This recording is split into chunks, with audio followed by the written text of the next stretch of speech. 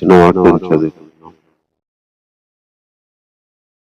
కీర్తనల గ్రంథము 99వ కీర్తన మొదటి వచనం చదువు.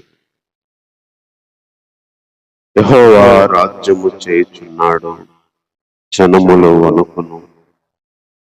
ఆయన కెరూబుల మీద ఆసీనుడై ఉన్నాడు, భూమి కదలను. సియోనులో యెహోవా మహోన్నతముడు, జనములన్నిటిపైన ఆయన హెచ్చి ఉన్నాడు. భయంకరమైన నీ గొప్ప నామమును వారు స్తుతించెదరు. యెహోవా పరిశుద్ధుడు. చిన్న మాట ప్రార్థన చేస్తున్నాం. ప్రేమ కలిగిన తండ్రి, ఎవరికి సాయం చేస్తూ పాటల ద్వారా నిన్ను ఆరాధించడానికి మీరు ఇచ్చిన కృపను బట్టి వందనాలు. అదేవిధంగా నా ప్రభా, వాక్య తలంపులు మాకు దయచేయండి, నడిపింపును దయచేయండి ప్రభా. బలమైన దేవుణ్ణి మేము ఆరాధించడానికి బలమైన నీ మాటలు మాకు దయచేయండి.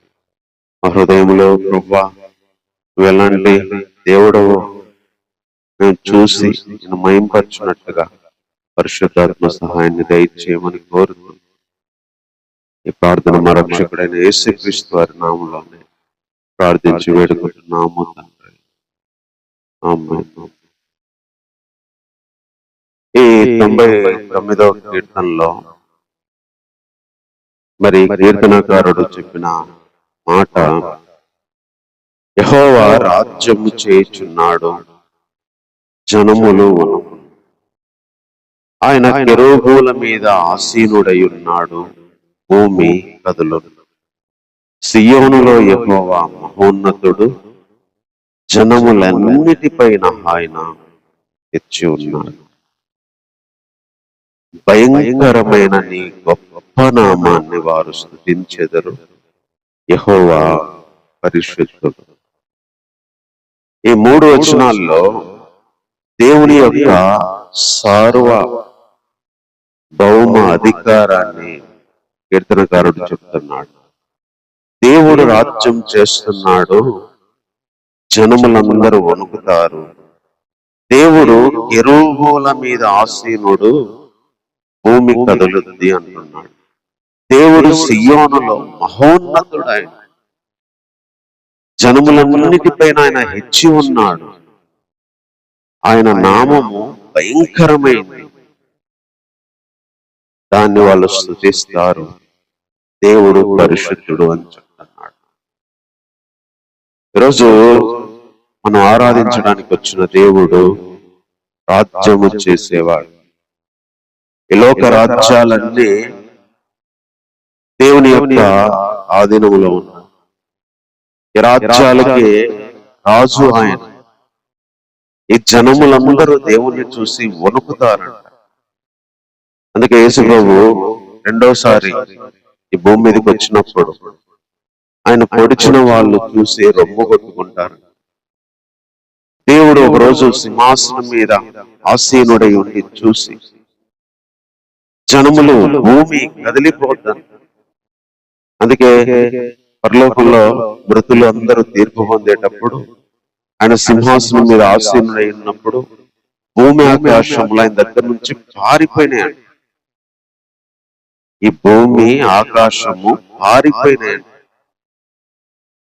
అంటే ఆయన సింహాసనము ఈ భూమిని కదిలింపజేసేది. ఆయన రాజ్యం చేస్తే ఈ జనాలు వణికేటట్టు చేయగలిగిన ఆయన సియోనులో మహోన్నతుడు,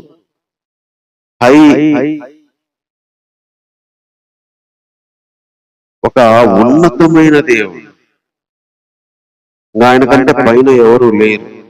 జనములన్నిటిపైన ఆయన హెచ్చి ఉన్నాడు. ఆయన నామము భయంకరమైందంట. భయంకరమైందంటే చెడ్డదని కాదు, అంటే ఆ నామాన్ని చూస్తే అంత భయము, వణుకు, అంత గడగడగా మరి ఆయన సన్నిధిలో మోకరిల్లేంత గొప్పది అని చెప్తున్నాడు. ఇక్కడ దేవుడు ఎంత ఉన్నతమైన వాడు, ఎంత అధికారం కలిగిన వాడో, ఈ భూమి ఈ జనాలు సైతము వణికి పారిపోయేంత గొప్పతనం ఆయనకు ఉంది. ఆయన ఎంతో ఉన్నతుడు. ఆయన ఎంతో అత్యున్నతమైన సింహాసనం మీద కూర్చున్నవాడు. ఆయన నామం చెప్తే గడగడ సాతాను కూడా ఉనికి అంత భయంకరమైంది. అలాంటి దేవుడు పరిశుద్ధుడు, ఆయన్ను వాళ్ళు స్తుతిస్తారు అని చెప్తున్నాడు. ఈరోజు మన దేవుడు రాజ్యమే లేవాడు. ఒకరోజు ఈ రాజ్యాలన్నీ పోతాయి. రాజుల రాజుగా ప్రభు వచ్చినప్పుడు యుగ యుగాలు ఆయన రాజ్యం వెళ్ళబోతున్నాడు. ఆయన రాజ్యము శాశ్వతమైంది. ఆ రాజ్యములో మనము ఆయనతో పాటు రాజ్యాన్ని వెళ్తాము. దేవుడు ఇది మనకిచ్చిన ఆధిక్యత.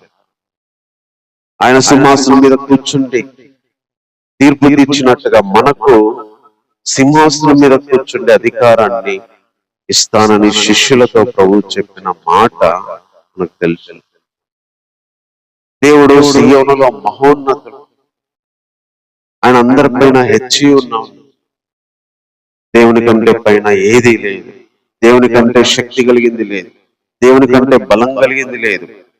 అది ఏదైనా, మనుషులైనా దేవుని కంటే బలం కలిగిన వాళ్ళు కాదు. సాతానైనా దేవుని కంటే బలం కలిగిన వాళ్ళు కాదు. శ్రమలైన, ఇబ్బందులైన, రోగాలైనా దేవుని కంటే పైన దేవుని మీద కూర్చునేది ఏది లేదు. ప్రతి దాని మీద దేవుడు కూర్చుంటాడు. ప్రతిదీ దేవుని కింద ఉండాల్సిందే. దేవుని కంట్రోల్లో ఉండాల్సిందే. దేవుని చేతుల్లో ఉండాల్సిందే. దేవుని కాళ్ళ కింద ఉండాల్సిందే. ఎందుకంటే ఆయనే అత్యున్నతుడు. ఆయనే సింహాసనం మీద కూర్చున్న హెచ్చింపు స్థానం కలిగిన వాడు. ఈరోజు అలాంటి గొప్ప దేవుడు మనల్ని ప్రేమిస్తున్నాడు. అలాంటి దేవుడు మనకు దేవుడై ఉన్నాడు. ఆ రాజు, ఆ సింహాసనం మీద కూర్చున్న ఆ దేవుడు, అన్నిటికంటే పైన ఉన్న ఆ దేవుడు, అన్నిటినీ తన కింద ఉంచుకున్న దేవుడు పరిశుద్ధుడు. ఈరోజు మన దేవుడు అని చెప్పుకోవడానికి, ఆయన బట్టి మనం సంతోషించడానికి, ఆయన బట్టి మనం ఆరాధించడానికి ఈరోజు ఎంత గొప్ప దేవుడు మనకున్నాడు. అదే మన ధైర్యం. ఈ లోకం లేచిన, మనుషులు లేచిన, శత్రువులు లేచిన, సాతాను లేచిన, ప్రతికూల పరిస్థితులు ఎన్ని వచ్చినా దేవుని కంటే బలమైనవి కాదు. ఈ భూమి, సముద్రము, ఆకాశము అన్ని మార్పు నుండి విచిత్రాలు జరిగి కలవరపరిచిన దేవుడే వీటన్నిటి పైన ఉన్నాడు. దేవుడే వీటన్నిటిని కంట్రోల్ చేయగలిగిన వాడు. ఈరోజు మనకు అలాంటి దేవుడు ఉన్నాడు. కాబట్టి ఇక్కడ దేవుని యొక్క అత్యున్నతమైన స్థితిని, స్థానాన్ని ఈ కీర్తనకారుడు చెప్తా ఉన్నాడు. తర్వాత యథార్థతను బట్టి నీవు న్యాయమును ప్రేమించు రాజును స్థిరపరిచి ఉన్నావు. యాకోబు సంతతి మొత్తం నీవు నీతి న్యాయములు జరిగించుచున్నావు. మన దేవుడైన యెహోవాను గణపరచండి. ఆయన పాదపీఠం ఎదుట సాగిలపడుడి. ఆయన పరిశుద్ధుడు. ఇక్కడ దేవుని గురించి ఇంకొక మాట చెప్తున్నాడు. దేవుడంట న్యాయాన్ని ప్రేమించే రాజును యథార్థతను బట్టి స్థిరపరిచాడంట. తర్వాత యాకోబు సంతతికి నీతి న్యాయములు జరిగించేవాడు. దేవుల్లో ఉన్న ఒక అత్యున్నతమైన గుణము, లక్షణం ఏంటంటే న్యాయము జరిగించేవాడు, నీతి జరిగించేవాడు, న్యాయాన్ని ప్రేమించే వాళ్ళని రాజులుగా స్థిరపరిచేవాడు, యథార్థవంతుడు. కానీ దేవుని గురించి మనం ఎన్నోసార్లు దేవుడు అన్యాయం చేశాడు, దేవునికి న్యాయం లేదు, దేవుడికి న్యాయం ఉంటే జరిగిద్దా, దేవుడు లేడు, మాకు న్యాయం జరగట్లేదు, మాకు నీతి జరగట్లేదు అని చెప్పే వాళ్ళు ఎంతో మంది ఉన్నారు మన పరిస్థితులను బట్టి. దేవుని గురించి తప్పుగా మాట్లాడే వాళ్ళు ఉన్నారు.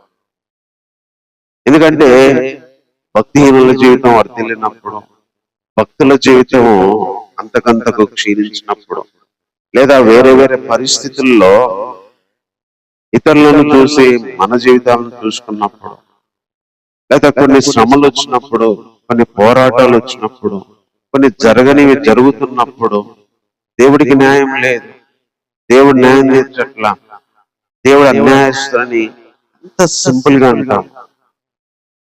కానీ ఈరోజు మనం తెలుసుకోవాల్సింది, గుర్తుపెట్టుకోవాల్సింది, దేవుడు నీతి న్యాయములు జరిగించేవాడు, న్యాయాన్ని ప్రేమించే వాళ్ళనే రాజుగా పెట్టేవాడు, యథార్థవంతుడు. ఆయన మోసం చేయడు, ఆయన అన్యాయం చేయడు. నీతిగా ఉంటే నీతి ప్రకారమే ప్రతిఫలం ఇస్తాడు, న్యాయం తీరుస్తాడు. న్యాయాన్ని ప్రేమించేవాడు ఆయన, న్యాయం ప్రేమించే వాళ్ళని తను నిలబెట్టేవాడు. యేసుక్రీస్తు న్యాయము తీర్చే రాజుగా ఆయన చేశాడు. అందుకే ఆయన పాదపీఠం దగ్గర సాగిలపడమంటున్నాడు, ఆయన గణపరచమంటున్నాడు. ఈరోజు ఈ భూమి మీద కొన్నిసార్లు న్యాయం జరగకపోవచ్చు. మనందరికి తెలుసు, మన ప్రభు అయిన యేసుక్రీస్తు వారికి న్యాయం దొరకలేదు, అన్యాయంగా తీర్పు తీర్చారు.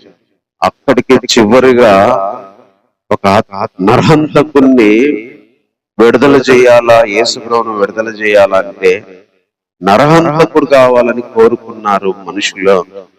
యేసుప్రభు వద్దన్నారు. అలా అన్యాయపు తీర్పు. ఒక మనుషులు ఎలాంటి వాళ్ళంటే, ఒక దొంగను నరహంతకుణ్ణి ఇష్టపడ్డారు కానీ యేసుప్రభుని ఇష్టపడ్డారు. న్యాయం దొరకల.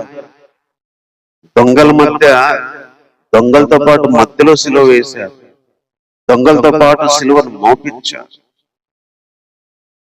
ఉమ్మి వేశారు, కొట్టారు. ఆ జీవితాన్ని చూసుకొని యేసుప్రభు కృంగిపోలేదు.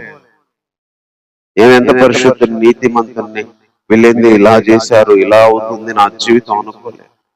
చివరికి శిలువ మీద, మేకుల మీద నిలబడుకొని వేలాడుతున్నప్పుడు సైతం, నువ్వు రక్షించుకోలేవా, ఇప్పుడు రా, మేము నమ్ముతాం అంటారు.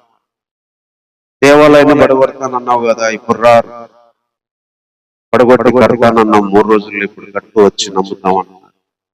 వీడు అందరినీ రక్షించుకున్నాడు, వీడు రక్షించుకోలేడని వీడు అని మాట్లాడినాడు. ఇతరులను రక్షించిండు, ఇతరులకు సహాయం చేశాడు, ఈరోజు వీడికి సహాయం చేసే దిక్కు లేదు అని చెప్పి మాట్లాడు. మన ప్రభు అయిన యేసుక్రీస్తుకి న్యాయం దొరకల ఈ భూమి మీద. అలాగే కొన్నిసార్లు మన జీవితాల్లో దేవునితో ఉండి, దేవునిలో నడుస్తూ, దేవునితో వెళ్తున్నప్పుడు కూడా అన్యాయాన్ని అనుభవిస్తున్నట్టుగా కొన్నిసార్లు మన జీవితాలు ఉండొచ్చు. కానీ దేవుడు తప్పక న్యాయం తీర్చేవాడు, న్యాయాన్ని జరిగించేవాడు, నీతిని జరిగించేవాడు. అందుకని ఎవరు లేని, చేయలేని గొప్ప కార్యం బలముతో ప్రభువును యేసుక్రీస్తును మృతుల్లో నుంచి లేపి, కావలి వారు చచ్చిన వారిలాగా పడేలాగా చేసి, ఈ ప్రపంచానికి తన కుమారుడైన క్రీస్తు దేవుడని ఒక అద్భుతమైన సాక్ష్యాన్ని, నిరూపణను దేవుడి ఇచ్చుకుంటూ వచ్చినాడు. కొన్నిసార్లు ఈ భూమి మీద వెంటనే మనకు న్యాయం జరగకపోవచ్చు, మనమేంటో తెలియకపోవచ్చు. కానీ దేవుడు తెలియజేసి మన నీతిని, యథార్థతను బయటికి తెచ్చి జనాల ముందు కనపరిచే ఒక రోజు ఉంది. అది ఆ సింహాసనం రోజు కావచ్చు, కొన్నిసార్లు చనిపోయిన తర్వాత కావచ్చు. అందుకని ఎలాంటి పరిస్థితిలోనైనా అన్యాయాన్ని అనుభవిస్తున్నా, అన్యాయంగా బాధ అనుభవిస్తున్నా, అన్యాయంగా శ్రమలు అనుభవిస్తున్నా, అన్యాయంగా ఎన్నో కోల్పోయినా న్యాయం తీర్చే దేవుడు, న్యాయాన్ని ప్రేమించే దేవుడు, న్యాయం ప్రకారమే చేసేవాడు.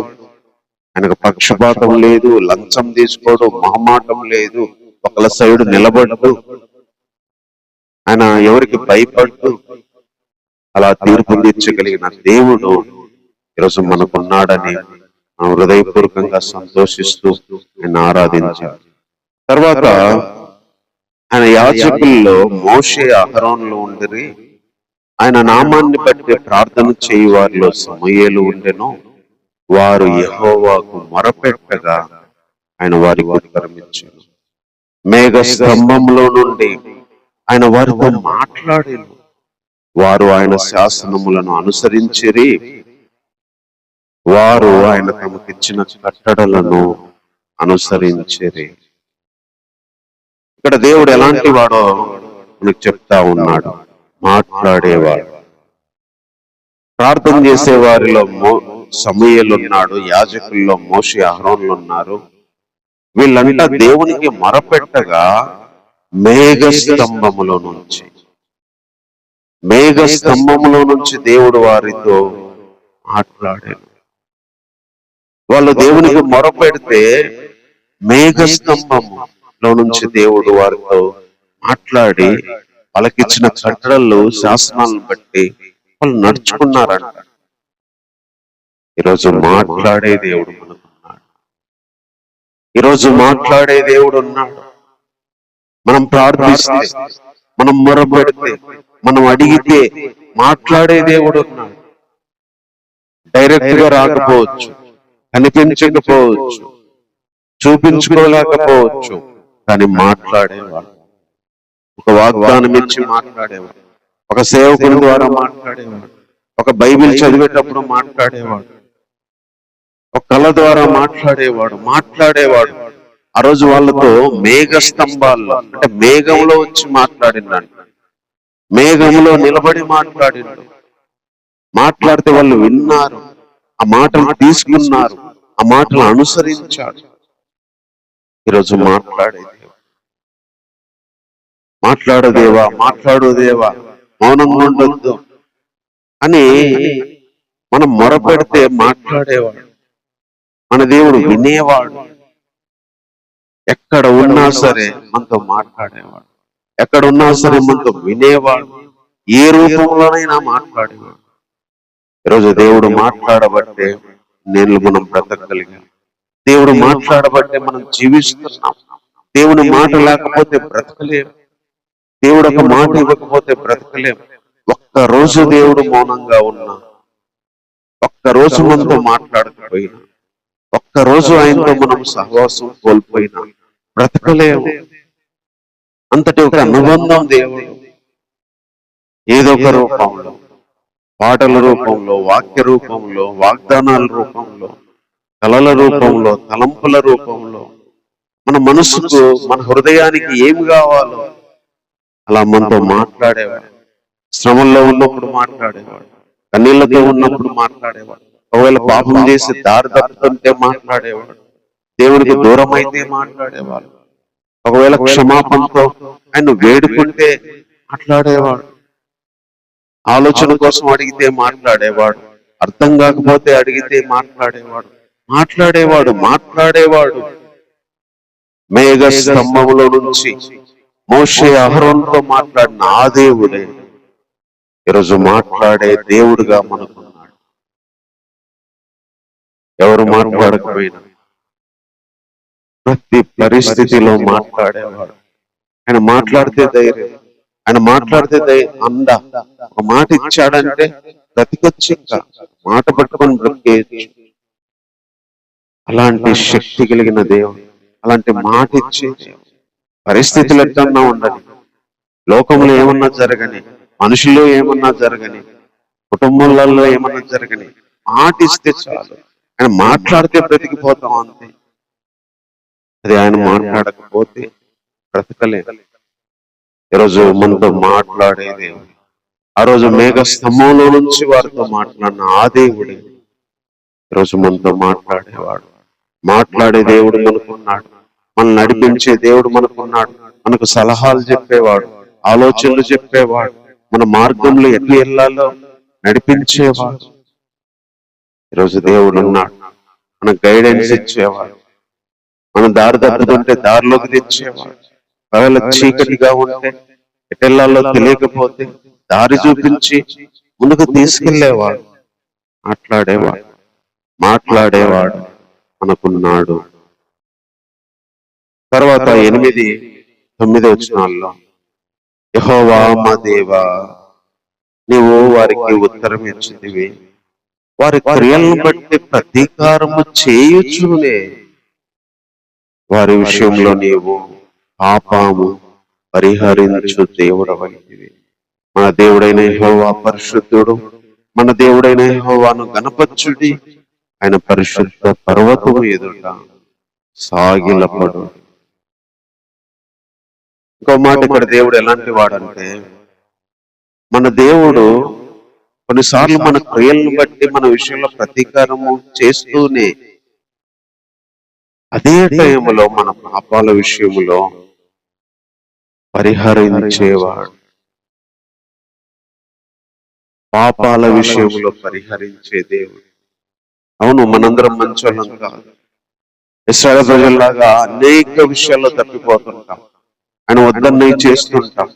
ఆయన కోపం పుట్టి చేస్తాం, దారి తప్పుతాం. మన క్రియలు కొని ఆయనకు నచ్చవు.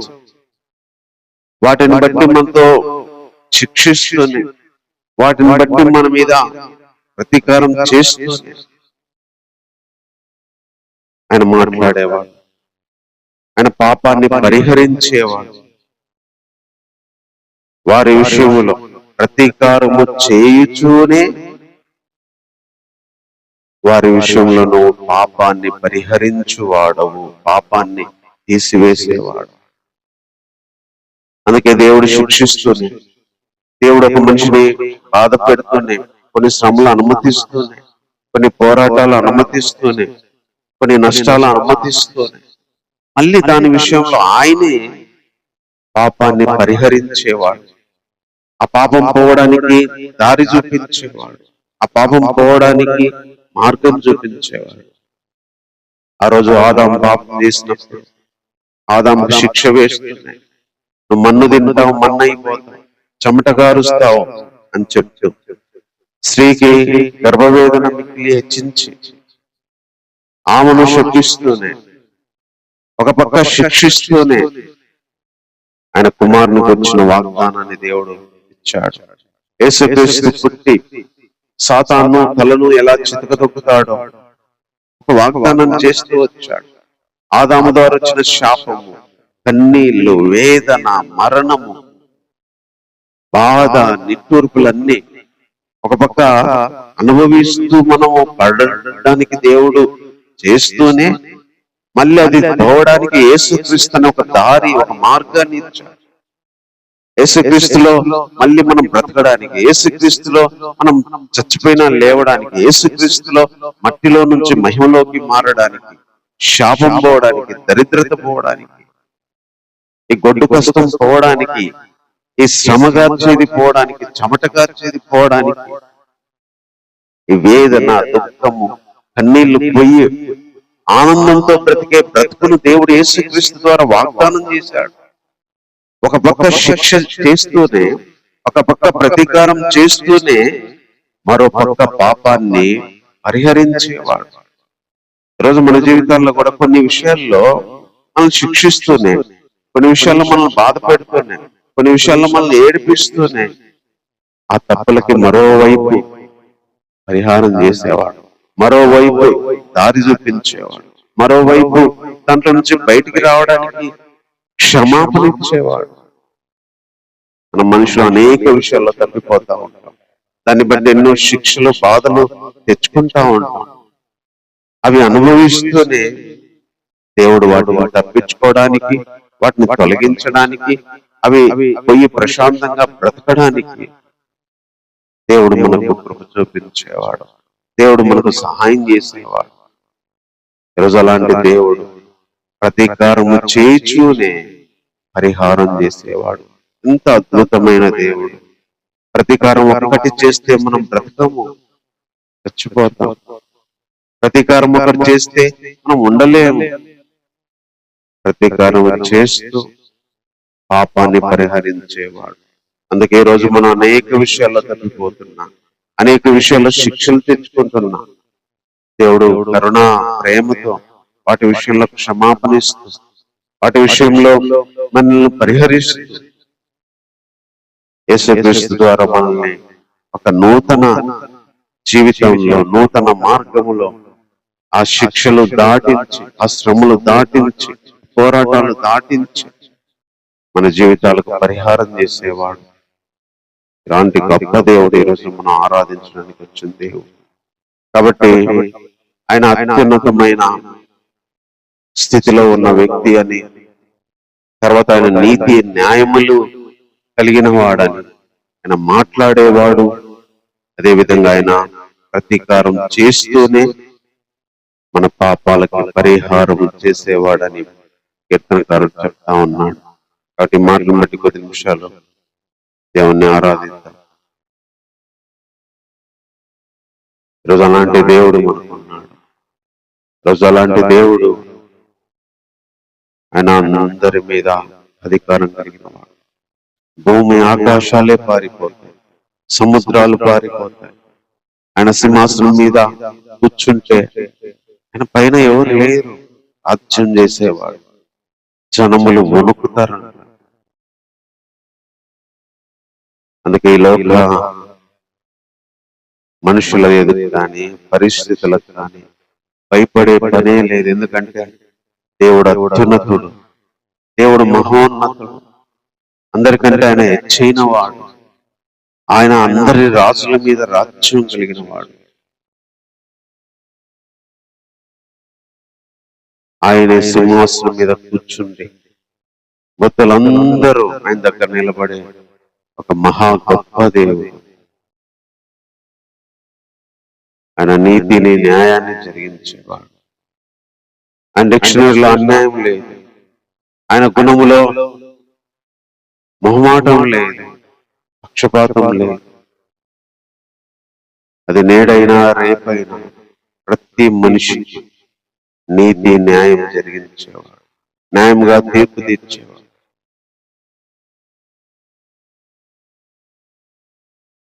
అంతేకాకుండా ఆయన మాట్లాడేవాడు. ఆ రోజు మోషేతో, అహరోనుతో, సమూయేలుతో వాళ్ళు మొరపెట్టినప్పుడు ఆయన మాట్లాడుతూ వచ్చాడు. రోజు మాట్లాడే దేవుడు మనకున్నాడు. ఒక పక్క మన క్రియలు చెడ్డమైనందున, మన క్రియలు మంచివి కానైనందున, మన క్రియలు దేవునికి ఇష్టం లేనందున, కొన్ని పనులు ఆయనకు నచ్చనందున శిక్షిస్తూనే, వాటి విషయంలో ప్రతీకారం చేస్తూనే, మళ్ళీ మన విషయంలో మన పాపాలు పరిహరించే దేవుడని, ఆ పాపాలు పరిహరించడానికి ఎప్పుడూ అంత ఉండేవాడు. నీకు వందనాలు చెల్లిస్తున్నాను దేవుడు. ఎలాంటి దేవుడు, కీర్తనకారుడి ద్వారా మేము వినడానికి సహాయం చేస్తావు దేవుడు. నువ్వు రాజు అయ్యా ప్రభా, నువ్వు రాజ్యాన్ని ఏళ్తున్నావు ప్రభా. నీ రాజ్యం శాశ్వతమైంది. రాజుగా నువ్వు అత్యున్నతమైన స్థానంలో ఉన్నవాడు దేవా. నీతో పాటు మేము కూర్చోడానికి, రాజ్యం వెళ్ళడానికి మమ్మల్గా రాజులైన యాజక వంశంలోకి పిలిచారు ప్రభా, పరిశుద్ధ జనంలోకి పిలిచారు దేవా. ఎంత గొప్ప ధన్యత మాకు ఇచ్చారు దేవా. ప్రభా, నువ్వు అత్యున్నతమైన సింహాసనం మీద కూర్చుండి సమస్త అధికారము నీ చేతిలో కలిగిన వాడవు ప్రభా. నీ సెలవు లేకుండా తల వెంట్రుకల్లో కూడా ఒక్కటి కూడా నేలను పడనంత ప్రతి చిన్న విషయాన్ని పట్టించుకొని ప్రభా చూసే దేవుడు అవుతుంది. ఇలాంటి గొప్ప దేవుడు మా జీవితాల్లో, లోకంలో జరిగే ప్రతిదీ ప్రభా కంట్రోల్ చేయగలిగిన వాడు, మేనేజ్ చేయగలిగిన వాడు ప్రభా. అంతటి శక్తి కలిగిన వాడు. ప్రతిదానికి ఆలోచన నీ దగ్గర ఉంటుంది, ప్రతిదానికి మార్గం నీ దగ్గర ఉంటుంది, ప్రతిదానికి సొల్యూషన్ నీ దగ్గర ఉంటుంది ప్రభా. నువ్వు పరిష్కరించలేంది, చేయలేంది, ఇవ్వలేంది ప్రభా ఏది లేదు నాయన. అంత అత్యున్నతమైన దేవుడు. అంతేకాకుండా నీతి న్యాయాలు జరిగించేవాడు ప్రభా. నీతిగా జీవించే వాళ్ళకి లోకపరంగా ఏమీ లేకపోవచ్చు, నీతిగా జీవించే వాళ్ళకి న్యాయం కనిపించకపోవచ్చు ప్రభా. నీ కుమారునికి మీరు న్యాయం చేసినట్టుగా ప్రభా నీతి న్యాయాలు జరిగించి న్యాయం తీర్చే రాజును ప్రభా మీరు కలిగించేవాడు, పుట్టించేవాడు. అలాంటి దేవుడు అయినందుకై వందనాలు చెల్లిస్తున్నాను ప్రభా. మాతో మాట్లాడే దేవుడు దేవా. నువ్వు మాట్లాడితే మేము బ్రతుకుతాం దేవా, నువ్వు మాట్లాడకపోతే మేము బ్రతకలేం దేవా. మోషేతో మేఘస్తంభంలో నుంచి మాట్లాడినావు ప్రభా. అంత పైనుంచి మోషేతో మాట్లాడుతూ వచ్చినారు నా ప్రభు. ఈరోజు మాతో మాట్లాడేవాడు, అది ఏ రూపంలోనైనా దేవ, నువ్వు మాట్లాడితే మాకు బ్రతుకుంది ప్రభు, నువ్వు మాట్లాడితే మాకు జీవం ఉంది తండ్రి, మాట్లాడితేనే ప్రభు. అందుకే దేవా, నువ్వు మాట్లాడితేనే ప్రభు మేము బ్రతకగలమని. మాట్లాడే దేవుడు మాకు ఉన్నాడు. ఏ పరిస్థితిలోనైనా, ఏ సిచ్యువేషన్లోనైనా, ఎవరు మాట్లాడకపోయినా మాట్లాడే దేవుడు ప్రభు. మా స్వరాన్ని విని మాతో మాట్లాడేవాడు. అంతేకాకుండా ప్రభు, మా క్రియలను బట్టి ప్రతీకారం చేస్తూనే మా యొక్క అవసరాలు తీర్చేవాడు, మా యొక్క పాపాన్ని పరిహరించేవాడు ప్రభు. మా క్రియల విషయంలో ప్రతీకారం చేస్తూనే దేవా, శిక్షిస్తూనే ప్రభు మాకు దారి చూపించేవాడు, మాకు మార్గం చూపించేవాడు ప్రభు. మా యొక్క పాపాలకి క్షమాపణ ఇచ్చేవాడు దేవ. ఎన్నోసార్లు దేవా, ఎన్ని విషయాల్లో ప్రభు మేము ఇలా చేస్తూ తప్పిపోతున్నప్పుడు దేవా, నీలోకి వచ్చి ఎదుగుతున్నప్పుడు సైతం తప్పిపోతున్నప్పుడు దేవా, వాటి విషయంలో చిన్నపాటి శిక్షిస్తూనే ప్రభు మళ్ళీ వాటి విషయంలో పరిహారం చేస్తే దేవుడు నాయన, అలాంటి దేవుడు అయినందుకు హృదయపూర్వకంగా నేను స్తుతిస్తూ, నీకేమిచ్చి నీ రుణాన్ని తీర్చుకోలేక ప్రభు. ఈ స్తుతి ఆరాధన మా రక్షకుడైన యేసుక్రీస్తు వారి నామములోనే ప్రార్థించి వేడుకుంటున్నాము తండ్రి. ఆమేన్.